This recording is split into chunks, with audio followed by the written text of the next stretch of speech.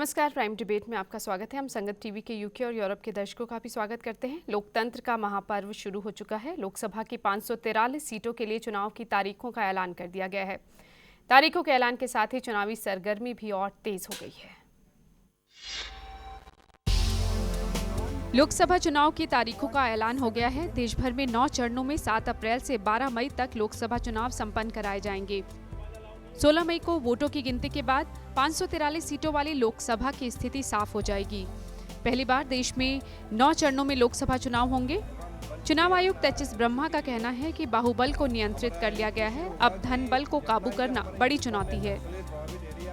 तारीखों के ऐलान के साथ ही विभिन्न राजनीतिक दलों की तरफ से प्रतिक्रियाएं आनी शुरू हो गई। बीजेपी कांग्रेस को सचेत कर रही है। उधर कांग्रेस के नेता कह रहे हैं कि उन्हें तारीखों से डर नहीं लगता, वो काफी वक्त से तैयार बैठे हैं। और उनका विश्वास विचारधाराओं के बीच में है। एक विचारधारा कांग्रेस की, जिसने इस मुल्क के लिए शहादत दी है, जिसने इस मुल्क के लिए बलिदान दिया है और इस मुल्क के लिए अपना खून बहाया है।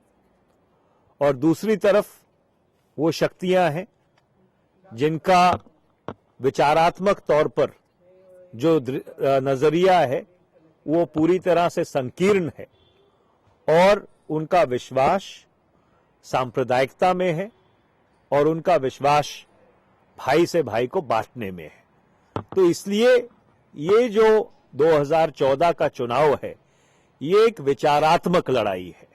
बहुत दिनों के बाद ये देश का ऐसा चुनाव हो रहा है जिसकी प्रतीक्षा राजनीतिक दलों की ही नहीं थी, सबसे अधिक देश की जनता को थी और देश को थी। देश बदलाव के लिए व्यग्र है। इस बार का जो चुनाव है ये बेईमान बनाम ईमानदार के बीच का चुनाव है। ये किसी बीजेपी कांग्रेस बनाम फलाह का चुनाव नहीं है। ये बेईमान बनाम ईमानदार का चुनाव है। इस देश की व्यवस्था में परिवर्तन लाने का चुनाव है। अभी तक क्या होता रहा, यहाँ पे सत्ताएं बदलती रही, कभी बीजेपी कभी कांग्रेस, चेहरे बदल जाते हैं, झंडे बदल जाते हैं, लेकिन दरअसल काम करने का तरीका वही रहता है। कभी कलमाडी की जगह येदियुरप्पा आ जाते हैं, येदियुरप्पा की जगह कलमाडी आ जाते हैं। अब आम आदमी पार्टी ने 2014 का चुनाव देश के अंदर भ्रष्टाचार हटाओ, बेईमान हटाओ, ईमानदार लाओ, ये राजनीति कर रही है और इसके मुद्दे को लेकर चुनाव में उतर रही है और वो व्यवस्था परिवर्तन की बात कर रही है। और आप देखिएगा इस बार के 2014 का चुनाव देश के इतिहास में याद किया जाएगा। तारीखों के ऐलान के साथ ही आने वाले 72 दिनों के लिए देश भर में आदर्श आचार संहिता लागू हो गई है। इस बार के आम चुनाव में 81 करोड़ से ज्यादा मतदाता हैं। पिछले आम चुनाव के मुकाबले इस बार मतदाताओं की तादाद 10 करोड़ बढ़ी है। पहली बार लोकसभा में भी वोटरों के पास अधिकार होगा कि वो नोटा यानी नन ऑफ द अबव के तहत सभी उम्मीदवारों के खिलाफ मतदान कर सकेंगे। आज लोकसभा चुनाव का बिगुल बज चुका है, इसी पर आज चर्चा करेंगे। हमारे साथ स्टूडियो में मौजूद हैं वरिष्ठ पत्रकार संजीव पांडे, पूर्व बीजेपी सांसद रतनलाल कटारिया जी हमारे साथ हैं, कांग्रेस प्रवक्ता संत कुमार जी हमारे साथ हैं, राजनीतिक विश्लेषक प्रोफेसर आशुतोष कुमार भी हमारे साथ हैं और आम आदमी पार्टी हरियाणा के प्रवक्ता राजीव गोदारा भी स्टूडियो में हमारे साथ मौजूद हैं। संत कुमार जी, चुनावी बिगुल बज चुका है, कितनी तैयारी है कांग्रेस की इस बार, क्या चुनौतियां हैं? देखिए, तैयारी कांग्रेस की जहाँ तक हरियाणा की बात है तो ये तैयारी हमारी कोई महीने 2 महीने से नहीं है। हमारी तैयारी तो जिस दिन 2009 के लोकसभा के चुनाव में हमारी जीत हुई उसके बाद से लेके आज तक लगातार प्रदेश में लोगों की समस्याओं को दूर करने के लिए हरियाणा की सरकार ने चौधरी भूपेंद्र सिंह के नेतृत्व में जिस प्रकार विकास के रिकॉर्ड तोड़ काम किए हैं वो हमारी तैयारी का ही, चुनाव की तैयारी का ही रूप था। और उसका रिजल्ट आपने देखा भी होगा कि आज से कुछ दिन पहले जो गोहाना के अंदर कांग्रेस के मुख्यमंत्री ने न्योता दिया कि आप गोहाना रैली में आए, तो इस प्रदेश के लाखों लोगों ने 15 लाख से भी ज़्यादा की भीड़ इकट्ठी करके ये तय किया कि हम अगली बार से फिर हरियाणा के अंदर 11 की 11 सीटें हम कांग्रेस को देने का रणनीति क्या रहेगी? क्या सिर्फ बीजेपी के आरोपों का जवाब कांग्रेस देती रहेगी या कुछ अपनी भी रणनीति रहेगी? अभी जो हो रहा है वो बीजेपी जो आरोप लगा रही उनका जवाब भी कांग्रेस की तरफ से आ रहा है। नहीं, बीजेपी का हम बीजेपी को हरियाणा के अंदर हम सीरियस नहीं ले रहे।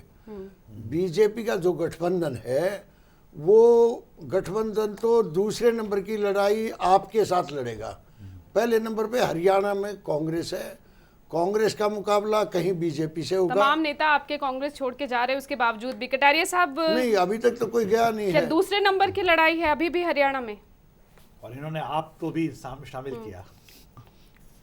देखिए, आपकी रीढ़ की लड़ाई है। अच्छा, हाँ, मैंने ये कहा आप और बीजेपी आज और चौटाला साहब तो आप मानते हैं कि आप भी है कंटेस्ट? नहीं, कहीं है, हाँ, किसी सीट पे है, किसी पे नहीं है। ठीक कटारिया। चलिए, आज जो है 16वीं लोकसभा के चुनाव का बिगुल बज गया है और भारतवर्ष के अंदर जो चुनाव है वो एक उत्सव की तरह होता है। और यहाँ पर विभिन्न राजनीतिक दल आएंगे। मैं तो ये कहना चाहूँगा कि जिस प्रकार से कुरुक्षेत्र के अंदर महाभारत में बिगुल बजा था, उसी तरह का ये बिगुल है। एक तरफ पांडवों की सेना होगी जिसका नेतृत्व भारत माता का लाल नरेंद्र मोदी करेगा, और दूसरी तरफ एक भ्रष्टाचारियों की सेना होगी जिसका नेतृत्व श्रीमती सोनिया गांधी और उसके अंतरंग मित्र दल करेंगे। तो देश की जनता को फैसला करना है कि क्या देश की जनता मंदी से छुटकारा चाहती है, कटारिया साहब। हाँ, क्या देश की जनता बेरोजगारी से छुटकारा चाहती है, क्या देश के अंदर कोई ऐसा कैरिस्मेटिक लीडर्स मोदी के सिवा है जो इस देश की डूबती हुई नैया को आज के समय में बचा सकता है? कृष्ण तो कौन ये है? यक्ष प्रश्न है। कृष्ण कौन है? देखिए, कृष्ण आडवाणी भी हम है है, हम ही कृष्ण है, हम ही अर्जुन है। नहीं, वो हमारे हाथ में गांडू होगा। आडवाणी है या मोदी है या सुषमा है, वो कौन है? आडवाणी जी हमारे मार्गदर्शक हैं। नहीं, कह रहे हो। अब मोदी जी का भी हमारा भी उंगली पकड़कर आडवाणी जी ने हमें राजनीति में आगे बढ़ाया है और हम आडवाणी जी का पूरा सम्मान करते हैं। ये उन्हीं का ये महाभारत निर्णय की है। लड़ाई है बीजेपी की। आज ठीक है आज अडवाणी जी ने राजीव, बयान दिया है। आम आदमी पार्टी ये कह रही है कि बेईमान बनाम ईमानदारी की लड़ाई है और व्यवस्था परिवर्तन, सत्ताएं बदलती हैं, चेहरे बदलते हैं, लेकिन तरीके नहीं बदलते। हम तरीका बदलेंगे कैसे? आम आदमी पार्टी को बने हुए करीब 1.25 साल हुआ है। आम आदमी पार्टी जब बनी थी तब ये कहकर आई थी कि हम इस देश में वंशवाद और भ्रष्टाचार की जो लड़ाई है, जो इसके सहारे पूरी सत्ता टिकी हुई, राजनीति टिकी हुई, उसको बदलने के लिए आए हैं। इस देश की जो राजनीतिक व्यवस्था है उसको बदलने के लिए आए हैं। उसमें प्रशासनिक से लेकर सामाजिक और आर्थिक स्थितियां बदलेंगी।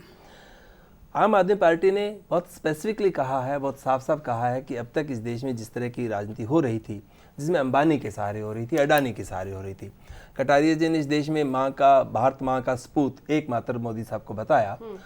हम बार बार कहना चाहते हैं कि वो भारत माँ के सपूत, भारत माँ के बहुत हजारों लाखों करोड़ों सपूत जो है उनके बारे में सोचे, सिर्फ अंबानी और अडानी जैसे कॉरपोरेट्स के बारे में ना सोचे। वो एक बात हम कहना चाहते हैं। इस चुनाव में हमारा ऐसा आज कोई दावा नहीं है कि हम सरकार बनाने वाले हैं। हमारा लड़ाई इस बात की है कि हरियाणा में, पूरे देश में एक वैकल्पिक राजनीति का जन्म हो सकेगा क्या, हम उसके लिए संघर्ष कर रहे हैं। उस वैकल्पिक राजनीति के अंदर कॉर्पोरेट सेक्टर, अंबानी अडानी की लूट की कोई जगह नहीं होगी, आम आदमी की जगह होगी, आम औरत की जगह होगी, आखिर इंसान की जगह होगी। और जब हम भ्रष्टाचार की बात करते हैं तो येदियुरप्पा जी, अब भारत माँ के जो सपूत जिनको बताया उनके नेतृत्व में येदियुरप्पा जी वापस आ गए हैं। कई और चेहरे और कई नाम आने वाले हैं जिनकी कटारिया साहब मुस्करा रहे थे, अभी भी मुस्करा रहे होंगे कि वो नाम आ रहे हैं। अगर इस तरह की राजनीति भारतीय जनता पार्टी करना चाहती है तो बड़े बड़े नाम जो भी दें, बड़े बड़े संबोधन जो भी दें, परंतु इस देश की राजनीति के लिए बहुत खतरनाक है। भ्रष्टाचार की बात तो बीजेपी और कांग्रेस भी कर रही है, फिर आपका नारा अलग कैसे है? नहीं, मैंने नहीं कहा अलग है। अगर वो कर रही है तो बिल्कुल अच्छी बात है, करना ही चाहिए। वो भी एक दूसरे पर आरोप प्रत्यारोप लग रहे हैं और भ्रष्टाचार हटाने की बात की मैंने तो जाती है। राजेंद्र इतना ही कहा, इस देश की पूरी राजनीति के अंदर राजनीतिक मंच पे वो मुद्दे आ जाएं जिनको आज तक अछूता छोड़ा गया। अगर कॉर्पोरेट सेक्टर की लूट का मुद्दा इस देश की राजनीति का केंद्र बिंदु बने, हमारे लिए एक बेहतर राजनीति है। इस देश में भ्रष्टाचार के खिलाफ तो हर कोई कहता है, परंतु देश की जनता ठीक ठीक जानने लगे कि भ्रष्टाचार में लिप्त कौन है, भ्रष्टाचार करने वालों का सहारा कौन ले रहा है, भ्रष्टाचार के साथ कौन पैसा खर्च रहा है, किसका पैसा हमारी पूरी राजनीति के अंदर आ रहा है, उसको देश की राजनीति देखने और समझने लगे। ये लगता है कि आम आदमी पार्टी लोगों के सामने ला पाएगी। हमारी एक कोशिश रहेगी, हमारी पूरी कैंपेन इस बात पे रहेगी। हमने लगातार ये कहा है कि ये फला लोग ये कर रहे हैं, इस देश में ये हुआ है। कौन चुप रहता है, कौन एक बात पे चुप रहता है और दूसरी बोलता है, और इस देश में इसके साथ ही धर्मनिरपेक्षता के लिए एक धर्म समभाव की जो राजनीति होनी चाहिए, उसके लिए भी हमारा संघर्ष है। आप पार्टी का जो 48 दिन का जो राज रहा है, उसके जो अब सर्वे आ रहे हैं कि केजरीवाल के नेतृत्व में ऐसे नौसिखियों का जमावड़ा दिल्ली के अंदर इकट्ठा हुआ कि भ्रष्टाचार 2 गुना दिल्ली के अंदर हुआ। मैं नहीं कह रहा, स्टिंग ऑपरेशन जो हो रहे हैं उनसे यह साबित हुआ कि भ्रष्टाचार दुगना बढ़ा है। और जो गुड गवर्नेंस की बात केजरीवाल जी कर रहे हैं और जो डेवलपमेंट की बात कर रहे हैं, उसमें एक सुई जितना भी वो आगे नहीं सरक सके। और उल्टा क्या हुआ, एक उन्होंने जनता दरबार लगाया और उसी को नहीं फेस कर सके। गुजरात में इस वक्त अरविंद केजरीवाल हैं और ये कहा जा रहा है कि बीजेपी डरी हुई है। अरेस्ट भी किए गए हैं शायद, अभी देखा नहीं अरेस्ट कुछ वक्त के लिए कुछ उन्हें वक्त के लिए डिटेन किया। पुलिस थाने में बुलाया गया था। जी, मैं इतना जरूर कहूंगा कि केजरीवाल से ये it is my personal opinion कि हम इतना जरूर डरे हुए हैं कि he is a game spoiler. और जिस तरह से कांग्रेस के साथ उनकी डील हुई है कि मोदी जी के दिल्ली का रास्ता रोको, चुनावी But he खेल has खराब been कर रही है exposed. आम आदमी पार्टी। अरे साहब, आप ये कह रहे हैं कि आम आदमी पार्टी जो है वो खेल खराब करने में लगी हुई है। आप राजीव इस पर अपनी प्रतिक्रिया दें, उसके बाद में संजीव के पास जाएं। बस 2 बातें कहना चाहता हूँ। कटारिया साहब ने 2 बात कही कि मोदी का रास्ता रोक रहे हैं। मुझे समझ में नहीं आता कि क्या हो रहा है इस देश में। आम आदमी पार्टी कहती है हम भ्रष्टाचार रोकना चाहते हैं, बीजेपी कहती है हम मोदी रोकना चाहते हैं। कहीं मोदी और भ्रष्टाचार पर्यायवाची क्यों बनते जा रहे हैं? ये बहुत बड़ा सवाल इस देश को सोचना चाहिए। जब अंबानी और अडानी को जिस तरह लूट का धंधा में शामिल होते हैं मोदी साहब और उनके सवाल नहीं उठाते हैं, तब ये बात साबित हो जाती है। एक बहुत सुंदर शब्द आपने इस्तेमाल किया और भारतीय जनता पार्टी के पूरे चरित्र को रेखांकित करता है शायद। आपने कहा आम आदमी पार्टी गेम स्पॉइलर है। ये कौन सा खेल खेल रहे थे आप? अगर देश के साथ आप खेल खेल रहे हैं जो आप कह रहे हैं, तो इस पार्टी आपके इस खेल को नहीं चलने देना चाहती। इस देश के हित में लगातार काम करना चाहती है और जो इस देश की आकांक्षाओं के साथ खेल खेलना चाहते हैं, बड़ी बड़ी बातें करके, उनका रास्ता बिल्कुल रोकना चाहते हैं हम, और उसको रोकना ही चाहिए। दिल्ली के बारे में उन्होंने बात की। अगर बीजेपी की कोई सरकार 49 दिन के कामों को गिना दे और दिल्ली में आम आदमी पार्टी ने जो किया उसके बराबर के कोई काम हो, तब इनको बात करनी। ठीक है, इस पर भी लंबी बहस चल सकती है। संजीव, किस तरह से अलग दिख रहा है इस बार का चुनाव? देखिए, पूरी जो बहस जो है वो वैसे सेंट्रिक हो गया है। ऐसा लग रहा है कि पंजाब, हरियाणा और दिल्ली से सरकार बनने जा रही है। ऐसा कुछ नहीं है। और ये 3 पार्टियों पे पूरे बहस को मत छेड़िए, इसका कोई मतलब नहीं बनता। बहुत बड़े बड़े जो फोर्सेज आ रहे हैं ना, उसको लोग इग्नोर कर रहे हैं। तो बहुत बड़ी फोर्स जो बनने जा रही है वो जयललिता बनने जा रही है। ममता बनर्जी एक बड़ी फोर्स है, उस पर आप डिस्कशन नहीं कर रहे हैं। नवीन पटनायक एक फोर्स है जो 11-15 सीटें लेके आएगा। फिर उसके बाद जो कुछ पिछले घटनाक्रम जो घटी है, उस घटनाक्रम पे आप ध्यान दीजिए। हम फोकस उत्तर भारत पर ज्यादा कर नहीं, रहे हैं। उत्तर नहीं, आप हरियाणा दिल्ली से ऐसे लग रहा है कि सरकार बनने जा रही है। उत्तर प्रदेश में 80 सीटें हैं, बिहार में 40 सीटें हैं, बंगाल में 40 ऊपर सीटें हैं, महाराष्ट्र में 48 सीटें हैं। आप उन सारों को चर्चा करके आप जैसे लग रहा है कि यही 3 पूरे के पूरे देश की राजनीति को घुमा देंगे, ऐसा कुछ नहीं होने जा रहा है। आप 3 घटनाक्रम को देखिए। बिहार में एक गठबंधन टूटा है, बहुत स्ट्रांग गठबंधन जो है ब्रेकवे हो गया। आखिरकार रामविलास पासवान इतना मूर्ख नेता नहीं है जिसने एक 2009 के गठबंधन तोड़ के नरेंद्र मोदी का दामन थामा, जिसने ये आरोप लगाया था कि गुजरात दंगों के लिए वो दोषी था। मैं पूरी प्रैक्टिकल बात कर रहा हूँ, मैं कोई बात नहीं कर रहा हूँ राजनीति में सिद्धांत की बात नहीं कर रहा हूँ। सेकंड, जो नवीन पटनायक दूसरी मीटिंग में नहीं आया, थर्ड फ्रंट की मीटिंग में, क्योंकि नवीन पटनायक ने डिस्टेंस मेंटेन कर लिया है थर्ड फ्रंट से। वो आफ्टर इलेक्शन ऑप्शंस खोलना चाहता है, पहली बात। जयललिता तीसरी मीटिंग में नहीं आई और वो अपने भाषण में नरेंद्र मोदी पे अब अटैक नहीं कर रही है। आप इसको आप इग्नोर नहीं कर सकते। डीएमके जो जयललिता की मेन अपोजिट पार्टी है, वो कह रहा है, उसका नेता कह रहे हैं कि मोदी जी मेरे परम मित्र हैं। आप इसको इग्नोर नहीं कर सकते। आंध्र प्रदेश में वाई राजशेखर रेड्डी का बेटा कह रहे हैं कि हम मोदी बहुत अच्छे एडमिनिस्ट्रेटर हैं। आप उसको इग्नोर नहीं कर सकते। एक तो एक घटनाक्रम ये घट रहा है जो रीजनल फोर्सेज हैं, जिसको आप इग्नोर नहीं कर सकते। जहां जहां 20-20, 30-30, 40-40 सीटें आ रही है, उसको आपने। एक बहुत बड़ा घटना 3 दिन पहले घटी आंध्र प्रदेश में। ये चंद्रशेखर राव जो पहले कांग्रेस में विलय की बात कर रहे थे, अब वो गठबंधन के लिए भी बहुत ज्यादा तैयार नहीं हो रहे हैं। वो कह रहे हैं कि हम आफ्टर इलेक्शंस देखेंगे, या अभी हमारे ऑप्शंस खुले हैं, हमने किसके साथ जाना है। एक ये घटनाक्रम देखिए। ये देखिए, ये सब राजनेता भी इतने मूर्ख नहीं है। आप ये ना कहिए कि कांग्रेस, भाजपा और आम आदमी पार्टी सबसे समझदार है और बाकी रीजनल पार्टियां बहुत बेवकूफ है कि जो फैसले ले रही है, मूर्खतापूर्ण फैसले ले रही है। पहली बात, वो सब अपने जो फीडबैक्स आ रहे हैं उस हिसाब से अपने वो फैसले ले रहे हैं। और बहुत कुछ क्लियर होगा ये अगले 10 दिन 15 दिन में, बिहार में तो बहुत कुछ क्लियर हो गया कि अल्टीमेट कांग्रेस ने जेडीयू से गठबंधन की बात करी थी कांग्रेस को डराने के लिए, जेडीयू भाग गई, कहती कि नहीं, क्योंकि जेडीयू के अंदर इंटरनल कॉन्फ्लिक्ट हो गया। शरद यादव ने कहा कि हमने एंटी कांग्रेस राजनीति पूरी जिंदगी की है, हम कांग्रेस के साथ नहीं जाएंगे, अगर आपने जाना चाहिए। गठबंधन टूट गया। गठबंधन बनते हुए नीतीश की थोड़ी इच्छा थी, लेकिन थर्ड फ्रंट में भी सबसे ज्यादा आगे थे। थर्ड फ्रंट के गठबंधन में सबसे आगे निकल रहे थे, सबसे आगे लीड कर रहे थे, तो नीतीश के लिए भी नैतिक रूप से सही नहीं था। लेकिन एक ही वो ऐसा राजनीतिक पूरे थर्ड फ्रंट के चाहे जितने भी गैर कांग्रेस गैर भाजपा राजनीति में, शरद यादव एक ऐसे नेता हैं जो कांग्रेस के साथ अलायंस करने के लिए आज तक कभी नहीं माने गए। कांग्रेस के साथ उन्होंने कभी अलायंस भी नहीं किया है, उन्होंने स्टैंड ले लिया। ये सारे घटनाक्रम को आप देखते हुए पूरा का पूरा सेंट्रिक कर रहे हो नरेंद्र मोदी, अरविंद केजरीवाल और राहुल गांधी। अरे नरेंद्र मोदी, अरविंद केजरीवाल और राहुल गांधी मीडिया में ठीक है, बहुत आगे जा रहे हैं, लेकिन ये जो 20-20, 25-25 सीट के स्प्लिंटर ग्रुप है, इन पर बात नहीं हो आप रही। इनको कहां लेके जाएंगे? प्रोफेसर आशुतोष, आपको क्या लगता है क्षेत्रीय दल जो संजीव कह रहे कितनी चेहरा कितना दिशा बदल सकते हैं? संजीव जी ने बहुत पते की बात करी है, क्योंकि ये सारे जो नेता हैं ये जमीन से जुड़े हुए नेता हैं और अपने राज्यों में काफ़ी प्रतिष्ठित हैं और इनका प्रूवन इलेक्टोरल रिकॉर्ड है। तो अगर ये अभी देख रहे हैं, पर मुझे ये नहीं लगता कि ये बीजेपी के कारण ऐसे कर रहे हैं। ये एक्चुअली आजकल क्या हो रहा है कि जो क्षेत्रीय दल हैं ना, जो राज्य स्टेट लेवल पार्टीज़ हैं, वो मौका परस्त हो चुके हैं। किसी भी पार्टी में कोई आइडियोलॉजी तो है नहीं, तो ये सारा इंतजार करेंगे लोकसभा के चुनाव का, नतीजों का। तो इसलिए ये अभी अपने को किसी पार्टी के साथ कमिट नहीं करना चाह रहे। और दूसरी बात है कि बार्गेनिंग भी होगी, जाहिर है कि पोस्ट इलेक्टोरल अलायंसेज होंगे, तो इसमें कोई आइडियोलॉजिकल फैक्टर तो है नहीं, कोई कॉमन प्रोग्राम पे भी नहीं लड़ेंगे। तो बेसिकली ये पूरा गेम जो है पॉलिटिकल अपॉर्चुनिज्म का होगा। अब दूसरी बात मैं ये कहना चाहता हूं कि इस इलेक्शन में होगा क्या। अब बातें हो रही हैं भ्रष्टाचार की, बेरोजगारी की, मंदी की, बढ़ती हुई कीमतों की। हमने CSDS सर्वे में देखा भ्रष्टाचार हमेशा एक मुद्दा रहा है, लेकिन हमेशा जब हमने बाद में जब सर्वे के रिजल्ट्स देखे हैं तो हमने देखा है कि बढ़ती हुई कीमतें, बेरोजगारी, ये सब कहीं ज्यादा महत्वपूर्ण होती है मतदाताओं के लिए बनिस्बत की भ्रष्टाचार के। तो अगर आम आदमी पार्टी सिर्फ भ्रष्टाचार पर अगर चुनाव लड़ेगी तो शायद ये थोड़ी मुश्किल होगी। आम आदमी को मैं सलाह क्या दूं, अभी राजीव जी बैठे हुए हैं, पर आम आदमी पार्टी को दूसरी चीज़ों पर भी ज़्यादा ध्यान देना चाहिए, जैसे बढ़ती हुई कीमतें और जो जितना ज़्यादा ये महंगाई हुई है।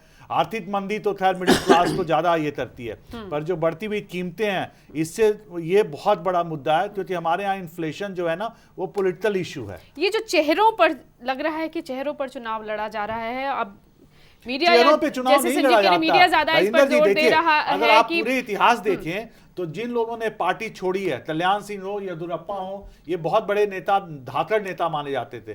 जहां पार्टी इन्होंने छोड़ी इनका पतन हुआ। आप किसी भी नेता को बताओ जिसने पार्टी छोड़कर वो, तो ये कहना कि लोग चेहरे देखकर वोट देंगे, नरेंद्र मोदी बनाम राहुल गांधी बनाम गलत है, अरविंद ये केजरीवाल स्ट्रैटेजी गलत है। ये बीजेपी की स्ट्रैटेजी ठीक नहीं है जो नरेंद्र मोदी को इन्होंने सर्वे सर्वा बनाया हुआ है। लोगों की कमिटमेंट पार्टी के लिए, पार्टी के सिद्धांतों पे पार्टी की कमिटमेंट होती है। ये फ्लोटर्स जो होते हैं वो चेहरे देखकर इधर से उधर फिसलते हैं। तो ये जो बीजेपी कर रही है ना, कि बीजेपी के पास अच्छे सक्षम नेता हैं, वो नेताओं को पीछे करके उन्होंने एक नेता को जो आगे बढ़ाया, मुझे लगता है ये बहुत, यानी कि कुछ जो मतदाता जो विचारधाराओं से जुड़े रहे हैं पार्टियों के साथ वो जुड़े रहेंगे, वो चेहरों से जो चेहरा देके बदलते वो उनकी तादाद कुछ और होती है। संत कुमार जी, हरियाणा में अगर कांग्रेस की स्थिति देखिए, आपके एक के बाद एक विधायक आपका साथ छोड़ते जा रहे हैं। पहले राविंदरजीत सांसद आपके गुड़गांव से बड़ा चेहरा वो जा चुके हैं, अब विनोद शर्मा ने भी कांग्रेस को अलविदा कह दिया है, तमाम और भी पहले के मंत्री और CPS छोड़ चुके हैं आपकी पार्टी को। कौन छोड़ चुका? एक भी आदमी ने अभी तक, आपने विनोद शर्मा का नाम लिया है, उसकी भी अभी तक पूरी तरीके से खबर नहीं है। लेकिन विनोद शर्मा जी अगर पार्टी छोड़ दे, कांग्रेस पार्टी कोई छोटी पार्टी नहीं है, कांग्रेस पार्टी बहुत बड़ी पार्टी है। और कांग्रेस पार्टी एक विचारधारा के लिए, कांग्रेस पार्टी में ये नहीं कि एक आदमी का वजूद है उसी के हिसाब से वो छोड़ के चला गया तो वोट चली गई, नहीं। कांग्रेस पार्टी ने कभी भी कोई भी चुनाव अपनी विचारधारा को बाईपास करके चुनाव नहीं लड़ा, नंबर 1। नंबर 2, कांग्रेस ने हमेशा देश हित के लिए और लोगों के विकास के लिए, अगर कभी चुनाव में नुकसान हुआ तो उस नुकसान को कांग्रेस ने बर्दाश्त किया है। आज भी सारे देश के अंदर जिस तरीके से सांप्रदायिकता का प्रचार करके सांप्रदायिकवादी ताकतें मजबूत होना चाहती है, उसमें कांग्रेस अपनी विचारधारा से समझौता नहीं करती। हमने तो यहाँ तक किया विकास के लिए। आप पार्टी के 28 विधायक जब आए दिल्ली के अंदर और उन्होंने एक प्रोग्राम दिल्ली के लोगों के लिए बढ़िया किस्म का बना के दिया, जिससे ये लगता था कि ये बात लागू होंगी तो दिल्ली प्रदेश आगे बढ़ेगा। उसके ऊपर कांग्रेस ने फौरी तौर पर केजरीवाल को मुख्यमंत्री बनाने का काम किया। और ये बात चारा कहाँ था? ये बात 8 सीटों पर तो आपसे बैठाए कांग्रेस में।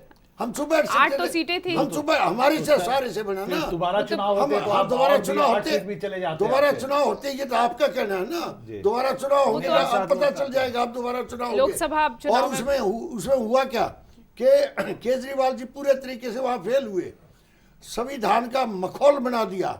एक भी काम ऐसा नहीं जो कोई काम पूरा कर पाए हो। पानी फ्री देने की बात करते थे, ना पानी दे पाए, बिल ज्यादा बढ़ा दिए। हरियाणा में हरियाणा में भी आम आदमी पार्टी भी है। अब आपके साथी तो छोड़ ही रहे हैं आपका साथ। अब आम आदमी पार्टी भी चुनाव मैदान में 10 की 10 सीटों पर चुनाव लड़ रही है। उसके बाद बीजेपी है, मोदी लहर की बात करती है। मोदी ये एक व्यक्ति की बात करते होंगे। कांग्रेस पार्टी ने हमेशा विचारधारा की बात करी है और जहां तक विचारधारा को लेकर के कोई पार्टी हम समर्थन मांगते भी है, दूसरे दल हमारे को समर्थन अच्छा, देते हैं। मैं पूछना चाहता था इनसे जी, आम आदमी पार्टी, आप दोनों नेता हैं कांग्रेस के और बीजेपी के प्रवक्ता, आपको क्या लगता है आम आदमी पार्टी किसका ज्यादा नुकसान करेगी? आम आदमी पार्टी किसी का नुकसान नहीं करेगी। नहीं करेगी आम आदमी पार्टी। अब आप कहेंगे, मैं कहता हूँ समस्त पार्टी किसका नुकसान करेगी? हरियाणा के अंदर एक पार्टी और भी है, समस्त पार्टी। उनके जो उम्मीदवार आए हैं उनका अपना जैसा सामर्थ्य होगा उतनी वोट लेंगे। संजीव, ये जो सवाल वो उसमें कोई ये क्या काम है इसका? चलिए आप अपनी प्रतिक्रिया दे लीजिए, फिर मैं जाती हूँ। मैं थोड़ा सा इस बात को तो आशुतोष जी मानता हूँ कि दिल्ली के अंदर जो अप्रत्याशित सफलता आपको मिली थी, बीजेपी का नुकसान हुआ था, उससे मैं मानता हूँ कि जो हमें 60-62 तक सीटें जानी थी, लेकिन हमारी सरकार नहीं बनी, तो ये परसेप्शन भी गया है कि आपने जो है खेल बिगाड़ा है, जिसका गोदारा साहब कह रहे हैं भी गेम स्पॉइलर आपने क्यों कह दिया। लेकिन बाद में जिस तरह से केजरीवाल जी अब जनता के बीच में एक्सपोज हुए हैं और जिस प्रकार से उनको चंदा मिल रहा है विदेशों से, तो उसके कारण जो उनकी बारे में जो धारणा बनी है अब जनता में कि ही सच ए टाइप ऑफ वर्कर के थूको और भागो, थूको और भागो। अंबानी का आरोप लगा दिया। तो इस प्रकार के बेबुनियाद आरोप लगाना, अपने आप को लाइमलाइट में रखने के लिए, अपने आप को सुर्खियों में रखने के लिए इनकी एक रणनीति बनती है कि पेपर में, इलेक्ट्रॉनिक मीडिया में किस तरह से केजरीवाल किसको गाड़ी देकर आपको लगता है कि नहीं आप नरेंद्र मोदी सुर्खियां बनते रहे? जवाब नहीं दिया इन्होंने अभी तक। नहीं बन सकता सुर्खियां, तो कोई भी नहीं। मुझे लगता है इनका कहना है कि आम आदमी पार्टी इरेलेवेंट पार्टी है, मतलब ये कुछ भी नहीं कर पाएगी। देश में बहुत सारी पार्टियां हैं। मैं कुछ कहूँ, मैंने ये कुछ कहूँ, कटारिया जी आप बहुत कुछ कहा आपने, बहुत प्रवचन किया आपने, सुनिए थोड़ा। एक सवाल मेरा ये भी है, जो कटारिया साहब कह रहे कि सुर्खियों में बनने की कोशिश, और जो आज भी बहुत हंगामा हुआ है, दिल्ली में भी बहुत हंगामा हुआ, उधर अरविंद केजरीवाल को लेके वो गुजरात में थे, इधर तोड़फोड़ हुई तब बीजेपी के दफ्तर के बाहर। राजेंद्र, आपका जो प्रश्न है उसको मैं बाद में रखूंगा अगर आप समय देंगी। मैं जानता हूं कि पहले प्रश्न को हटाने के लिए दूसरा प्रश्न पूछा जाता कैसे है। मेरा थोड़ा सा नहीं, पहले प्रश्न का भी आप जवाब दीजिए, दूसरे का मैं पहले की बात करता हूं, उसके द्वारा पूछिएगा तो कटारिया साहब ने बार बार कहा गेम स्पॉइलर। कटारिया साहब को मैं कहना चाहता हूं, अंबानी के मामले में जिस तरह आपकी पार्टी चुप है, अरविंद केजरीवाल ने एक चिट्ठी लिखी, आप उसका चिट्ठी का जवाब दे सकते थे मोदी साहब, आपने नहीं दिया। इस देश की जनता आपसे बार बार पूछना चाहती है कि आप ये भ्रष्टाचार के नाम पर क्या जो खेल कर रहे हैं इसका क्या होगा। इतना ही नहीं, आपने येदियुरप्पा का जो किया वो किया। अभी टीवी पे न्यूज़ दिखाया गया, हरियाणा के विनोद शर्मा भी आपकी पार्टी में शामिल हो रहे हैं, और आप जहां से चुनाव लड़ने वाले हैं वहां के विधायक हैं, उसके क्षेत्र के अंदर आता है। अगर हरियाणा के कांग्रेस के राज के खिलाफ आप बोलते रहे, विनोद शर्मा के खिलाफ आप बोलते रहे, इस तरह गैर सिद्धांतहीनता की जो राजनीति है, अनैतिकता की जो राजनीति करते हैं आप, उसके बाद आप प्रवचन देते हैं कि वो मीडियम बना रहना चाहता है और ये करता है। अगर आपको दिल्ली में बहुत दिल्ली की बात जिस तरह के लोग अब आप सुनिए ना, हम बोलने लगेंगे ना, अब बोलिए ना, एक एक नाम लीजिए।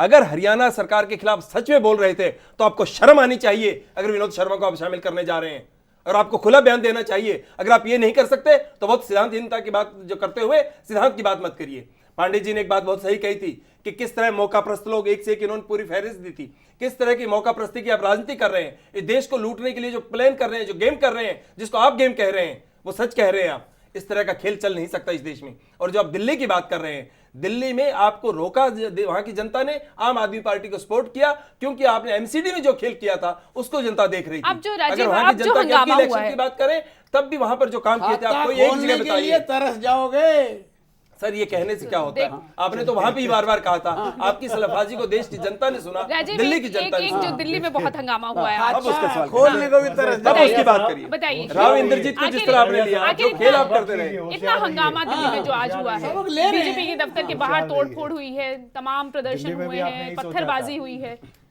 आपके कार्यकर्ता भी इतने उग्र दिखाई दे रहे थे, इतने आक्रामक दिखाई दे रहे थे। कुछ संबोधन आपके हैं, कुछ जजमेंट्स आपकी हैं। उन जजमेंट को मैं अंतिम जजमेंट उसी पर मैं मानने का सफाई कारण मेरे पास नहीं है। सफाई नहीं, उस पे एक वक्तव्य या एक रिस्पांस मैं दे सकता हूं। सफाई का मतलब होता है मैं दोषी और सफाई। चलिए ठीक है, डोंट बी सो। आप अपनी प्रतिक्रिया दे दीजिए। आप जब दिल्ली की बात कर रहे हैं, आप थोड़ा इसका संदर्भ हटाइए।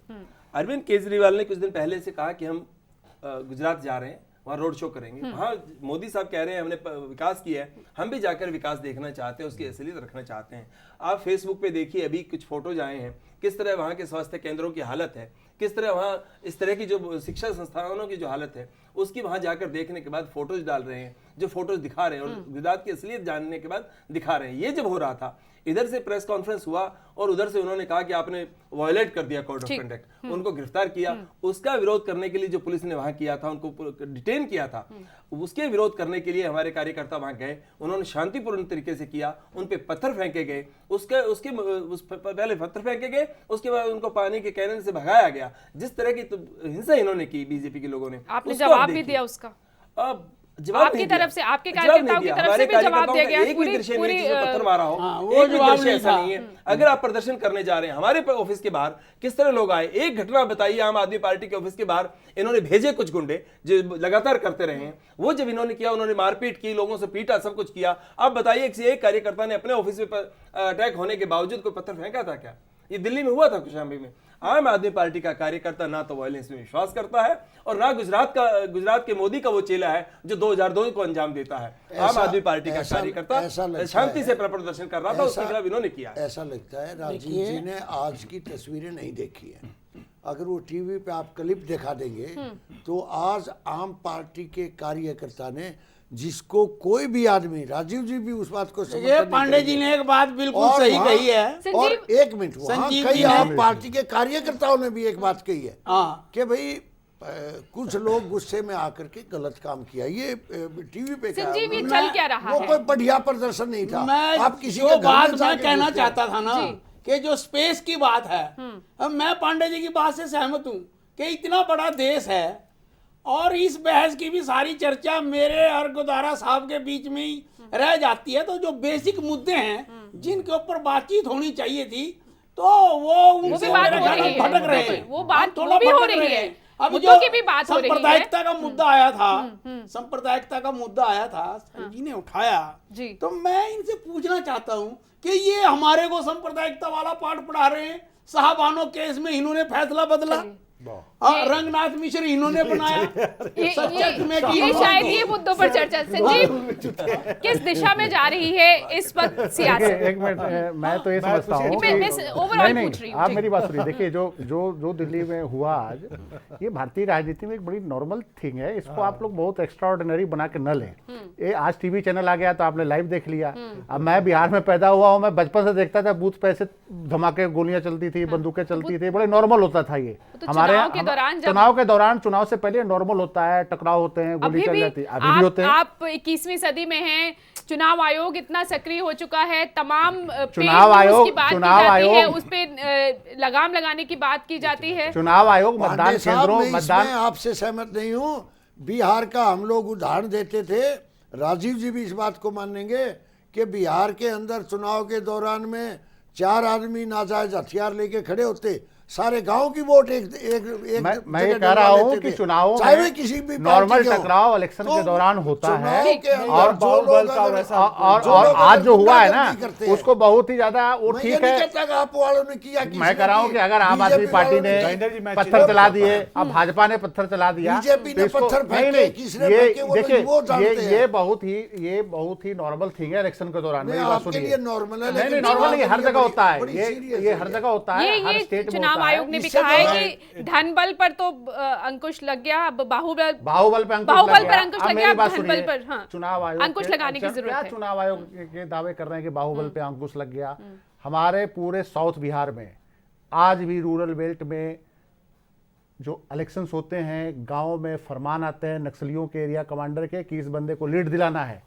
कहाँ चुनाव आयोग ने बहुत ज़्यादा नियंत्रित कर लिया। सीआरपीएफ के जवान खड़े रहते हैं और गांव में डायरेक्शन आ जाता है, रात में पर्चा आ जाता है कि आपने इस पार्टी को लीड दिलाना है, और नक्सलियों को बकायदा पैसा जाता है एरिया कमांडरों को, राजनीतिक दलों की तरफ से। हर राजनीतिक दल उसको चुनाव के टाइम में बिहार में, छत्तीसगढ़ में, झारखंड में गांठने की कोशिश करती है। उसके कहाँ बाद इलेक्शन कमीशन है उस मामले में? आप फिर कहते हैं कि क्षेत्रीय दलों की भूमिका अहम नहीं, होगी। नहीं। कैसे होगी जब इस तरह से चुनाव लड़े मैं कह रहा हूं जाते कि हैं, अब जीते जाते हैं, अब ये उसके साधन- बाद मतलब ये साफ मैं है कि यही तो कौन कह रहा हूँ कि जीतेगा। चुनाव आयोग जो तमाम कर रहा है कि बाहुबल पे है, मैं तो यहाँ मोगा उपचुनाव की बात कर रहा हूँ। चुनाव आयोग के कहा मोगा उपचुनाव में मैंने देखे पैसे बढ़ते हुए, पैसे जाते रहे, गाड़ियों में पैसे जा रहे थे। ये देखिए, चुनाव आयोग पूरी तरह से 100% अगर ये सोच रहा है कि हमने बहुत बाहुबल और पैसे को कंट्रोल कर लिया है, तो ये दावा 100% सही आप नहीं मान सकते हैं। ठीक है, पहले सांसिक परिवर्तन आया है कि जो पूरा वायलेंट होता था इलेक्शन के दौरान कि मतदान केंद्र पे कोई पहुंच गया, ठोकने लगा, ये लगने लगा, ये ठीक है, चेंजेस हुए हैं, उसके कुछ तरीके तौर तरीके चेंजेस हुए हैं। लेकिन अगर आप ये कह सकते हैं कि पूरी तरह से बाहुबल है, अगर पूरी तरह से बाहुबल है तो कितने बाहुबलियों को टिकट दे रही है? तमाम पार्टियां दे रही है। बाहुबल का इंपॉर्टेंस नहीं है आज की डेट में। तमाम राजनीतिक दल बाहुबलियों को अभी भी टिकट देगी और वो देंगे। ये और बिहार, उत्तर प्रदेश जैसे राज्यों में और वेस्ट बंगाल में भी इवन की जहाँ की कैडर बेस्ड गुंडागर्दी होती है। यानी और जो आप ये क्या बात- अब वेस्ट हंगामे, बंगाल जो में CPM प्रदर्शन ये चलेंगे वो ये कोई लोकतंत्र में, ये बड़ी बात लोकतंत्र में बहुत ही नॉर्मल थिंग है कि ईंट चल गया, पत्थर चल गया। इसको बहुत ज्यादा इस ढंग से न लेंगे, कोई टेररिस्ट थोड़ी है वो। ठीक है, एक दूसरे दलों के समर्थक हैं। आम आदमी पार्टी के लोगों ने अगर थोड़ा सा पत्थर चला दिया या भाजपा ने चला दिया, तो ये कोई ये तो है कि गोली तो नहीं चलाई, तालिबान का थोड़ी राज है। ये लोकतंत्र में थोड़ा बहुत विरोध सर, इस होता पर है, आती चलते हूँ। रहने। प्रोफेसर आशुतोष, हाँ, आप दो कुछ तीन कहना चीजें, ये जो चाहते हैं? 16वीं लोकसभा का चुनाव हो रहा है, किस तरह से ये अलग है। पहली बात तो कि बहुत सारे मतदाता इसमें पहली बार वोट डालेंगे, और बहुत सारे मतदाता युवा हैं और वो वोट डालने को तैयार दिखते हैं। जैसा दिल्ली में तो लगा कि युवाओं ने वोट दिया। दूसरी तरफ पहली बार ऐसा देखने में आ रहा है कि मध्यम वर्ग काफ़ी इंटरेस्ट ले रहा है, और मध्यम वर्ग इलेक्टोरल पार्टिसिपेशन में काफ़ी रुचि दिखा रहा है। तो ये दो चीज़ें तो हुई हैं। नतीजों पर ये कितना असर डाल सकते नतीजों हैं? पर कितना असर डालेगा इसको अभी देखने वाली बात है, अभी कुछ कहना बहुत संभव नहीं होगा। तीसरी बात मैं कहना चाहता हूं कि इस बार ऐसा भी लग रहा है कि बहुत सारे क्षेत्रीय दल जो आमतौर पर राष्ट्रीय दल के साथ गठबंधन बनाते थे, इस बार आप देखेंगे कि सारे, अगर आप एनडीए की बात करें तो आज उनके पास दो ही पार्टी हैं जो पहले से बनी हुई हैं, शिवसेना है और अकाली दल है, और एक ये एलजेपी पार्टी अभी आई है। तो अधिकांश जो राष्ट्रीय दल है, ये जो चुनाव हो रहा है ना, ये दलीय आधार पर होने वाला है। तो इसलिए अभी कुछ कहना कि क्या रिजल्ट निकलेगा, क्या आउटकम निकलेगा, किस तरह से ऊंट करवट बदलेगा, ये अभी कहना बहुत मुश्किल लग रहा है। तीसरी बात मैं ये कहना चाह रहा हूं कि जो अभी तक हम लोगों ने बात नहीं की, ये एक आम तौर पर फीलिंग हो रही है, कम से कम मैं अर्बन मतदाताओं की बात कर रहा हूं, कि एक डिसाइसिव गवर्नेंस की कमी नजर आ रही है। बहुत सारे मुद्दे जैसे नेशनल सिक्योरिटी, कोई राजनीतिक दल इसको उछाल नहीं रहा, उसको उस पर भी बहुत लोगों की नजर है। इस तरह से जो उठापटक चल रही है, ये जो महंगाई पर अंकुश नहीं है, बहुत सारी चीजें हो रही हैं जिसको आम मतदाता सोच रहा है। तो मुझे लगता है कहीं, मैं अंतिम बात करना चाहता हूं, कहीं मुझे ऐसा भी लग रहा है कि कहीं ऐसा ना हो कि सारी क्षेत्रीय दल साफ हो जाएं और इस बार एक निर्णायक बहुमत किसी पार्टी को मिल जाए। ये भी मुझे ऐसा संजीव लगता है ऐसा हो सकता है? नहीं, जैसे आशुतोष जी अगर बोल रहे हैं तो निर्णायक बहुमत तो भाजपा को मिलेगी, कांग्रेस को तो मिलेगी नहीं। अगर जो नहीं, ये अगर देखिए ऐसा देखिए, नहीं देखिए, ये जो अर्बन सीटें हैं उसका मैं बता देता हूँ। अर्बन सीटें पूरे देश में 140-50 के करीब है, और 140-150 अर्बन सीटों में कई जगह पे रीजनल पार्टियां बहुत स्ट्रांग हैं। जैसे कलकत्ता शहर में 5 सीटें हैं लोकसभा की, जहाँ पे सीपीएम और तृणमूल कांग्रेस के बहुत स्ट्रांग जबरदस्त टक्कर होती है। भाजपा वहाँ पे नहीं है, कांग्रेस भी बहुत पीछे है। लेकिन ये है कि तो ये जो अर्बन सीटों पे ठीक है, अर्बन सीटों पे एक मतलब किस तरह का फिनोमेना है, 215 लेकिन जो 350 जो बाकी सीटें हैं, उन बाकी सीटों पे क्या फैसला आएगा वहां पे। अब ये बताइए अर्बन इंडिया तो डिसाइसिव वोट होगा कि वो जो है वो मतदाता किधर जाता है, वो देखने वाली बात होगी और उसके हिसाब से बाकी कुछ होगा। लेकिन देखिए मिडिल क्लास तो हर जगह बहुत ज्यादा हर महत्वाकांक्षी होता है, उस हिसाब से वोट भी करेगा। अब पंजाब और हरियाणा में ले लीजिए, पंजाब हरियाणा में जो अर्बन सीटें अगर ले लीजिएगा तो बीच में एक चंडीगढ़ प्योर अर्बन सीट पड़ता है, थोड़ा सा लुधियाना पड़ता है, गुड़गांव पड़ता है, नहीं तो बाकी तो रूरल बेल्ट की सीटें हैं। तो वहां पे क्या, ये पूरे देश में लगभग यही फिनोमेना है। पूरे बिहार में ले लीजिए तो पटना अर्बन सीट है, बाकी सारे रूरल सीटें हैं। पटना पाटलिपुत्रा सीट, अगर पटना साहिब सीट ले लीजिए 40 में से, तो उसको आप अर्बन सीट कह सकते हैं। बाकी में 30% अर्बन वोटर है, 70% रूरल वोटर है। तो इसी ढंग से उत्तर प्रदेश में मुश्किल से 7 या 8 अर्बन सीटें हैं। लखनऊ हो गया, कानपुर हो गया, वाराणसी हो गया। मैं कहना चाहूंगा कि आशुतोष जी ने बहुत ही अच्छे मुद्दे उठाए हैं। नेशनल सिक्योरिटी की जो इन्होंने बात की, कि देखिए कि यूपीए सरकार का प्रधानमंत्री चाहे वो कहीं पर भी गए, वहीं पर भारत को नीचा देखना पड़ा। और मोदी जी अभी तो प्रधानमंत्री बने नहीं, लेकिन जब उन्होंने चाइना के इंपीरियलिज्म को ललकारा, तो चाइना के जो बड़े बड़े लीडर हैं उन्होंने मोदी के ऊपर हमले करने शुरू कर दिए और उन्होंने कहना शुरू कर दिया कि वो भारत और चीन के संबंधों के ऊपर जो है बीजेपी तो अपनी 2002 ये चीज एक बताना भूल रहे हैं, 2006 के बाद अगर मोदी ने सबसे ज्यादा विदेश यात्रा की है तो चाइना की है, 6 बार विदेश